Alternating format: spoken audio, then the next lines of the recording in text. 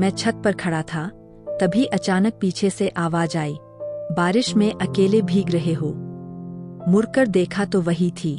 उसके बाल भीगकर चेहरे पर चिपके हुए थे, कपड़े बारिश से भीगकर बदन से लिपट गए थे। वो पल इतना जादुई था कि दिल की धड़कन तेज हो गई। मैंने हिम्मत करके उसके बाल कानों के पीछे किए।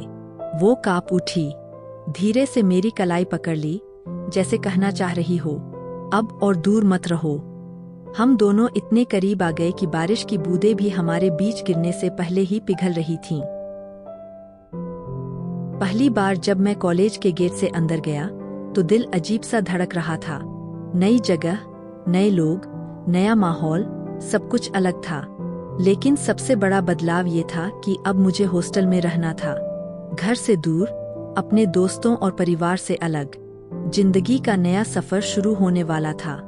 हॉस्टल का पहला दिन थोड़ा अजीब था। कमरे में 2 नए लड़के और एक बड़ा सा बैग। पंखा शोर कर रहा था, खिड़की से आती धूप कमरे की दीवार पर पड़ रही थी। मैंने मन ही मन कहा, चलो यार, यही से अब असली कहानी शुरू होगी। हॉस्टल में दिन आसान नहीं थे। सुबह सुबह कैंटीन की चाय, लेक्चर की भागदौड़ और रात को दोस्तों के शोरगुल में पढ़ाई करना। लेकिन ये माहौल धीरे धीरे अपना लगने लगा। हॉस्टल की मस्ती ने अकेलेपन की जगह ले ली। इन्हीं दिनों मेरी नज़र अक्सर एक लड़की पर जाती थी।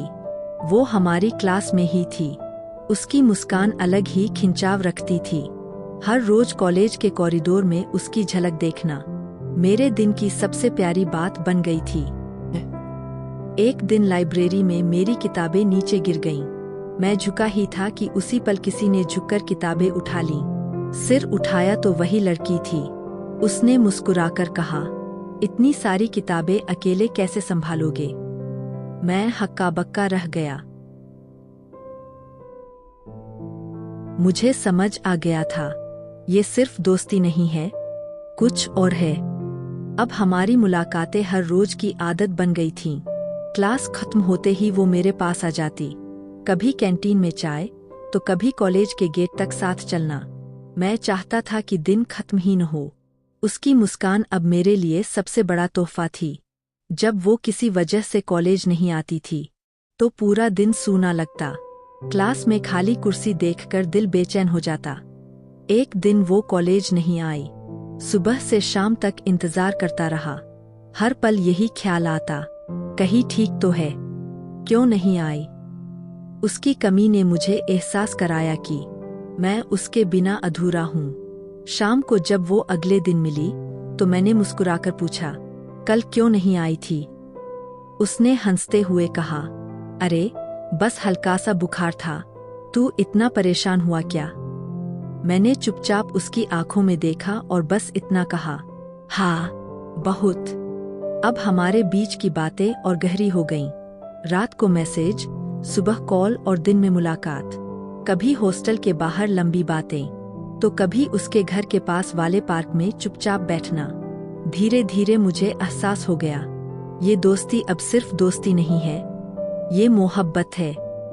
धीरे धीरे मेरी उसकी माँ से भी जान पहचान हो गई। वो मुझे देखकर मुस्कुराती और कहती, तुम दोनों की दोस्ती सच में बहुत अच्छी है। अक्सर उनके घर जाता, कभी पढ़ाई के बहाने, कभी किताबें लेने देने के बहाने। वहाँ उसके साथ वक्त बिताना अलग ही सुकून देता था। एक दिन उसकी माँ ने अचानक कहा, बेटा, अगर तुम चाहो तो मेरी छोटी बेटी से रिश्ता कर लो, तुम मुझे बहुत अच्छे लगते हो। एक पल के लिए सन रह गया। मेरे दिल में तो उसकी बड़ी बेटी के लिए मोहब्बत थी, लेकिन मैंने हंसकर बात टाल दी और कहा, आंटी, अभी तो मेरी पढ़ाई ही पूरी नहीं हुई। उसने मुस्कुराकर सिर हिला दिया, लेकिन अंदर से मेरा दिल कांप रहा था, क्योंकि सच्चाई ये थी कि मैं सिर्फ उसी से प्यार करता था। हम दोनों ने कभी एक दूसरे से साफ साफ कुछ नहीं कहा, लेकिन आंखों में सब कुछ साफ झलकता था। जब भी उसकी नज़र मेरी नज़र से मिलती, तो लगता जैसे पूरी दुनिया थम गई हो। उस दिन मौसम बदला हुआ था, आसमान से लगातार बारिश हो रही थी। मैं छत पर खड़ा था, तभी अचानक पीछे से आवाज आई, बारिश में अकेले भीग रहे हो? मुड़कर देखा तो वही थी।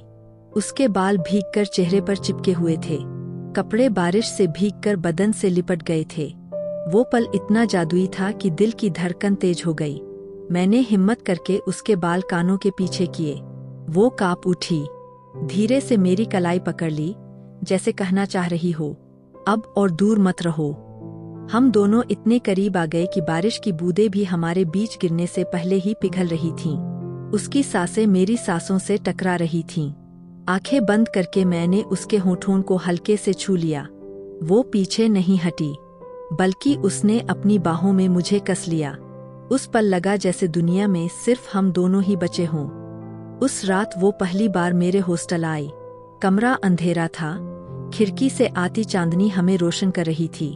हम दोनों खामोश थे, लेकिन खामोशी से भी ज्यादा ऊंची आवाज हमारी धड़कनों की थी। उसने धीमे से कहा, आज बस इतना याद रखना, मैं तेरी हूँ, सिर्फ तेरी।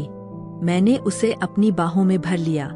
उसकी उंगलियां मेरी पीठ पर फिर रही थीं। उसकी सांसें मेरी गर्दन को छू रही थीं। दिल की आग अब रोक पाना नामुमकिन था। हम दोनों उस रात खामोश रहे, लेकिन हमारी खामोशी ने सब कुछ कह दिया। होंठ, सांसें और बदन सब मोहब्बत में डूब गए। उसके बाद हम बिस्तर पर बैठे रहे। वो मेरा हाथ पकड़कर बोली, काश ये रात कभी खत्म न हो। वो रात जिसके बाद हम दोनों पहले से भी ज्यादा करीब हो गए थे। उसके अगले दिन सुबह उसने अपना चेहरा मेरी छाती पर छुपा रखा था। धीमे से बोली, काश ये पल हमेशा के लिए रुक जाए। मैंने उसके माथे पर किस किया और कहा, ये पल हमेशा मेरी यादों में जिंदा रहेगा।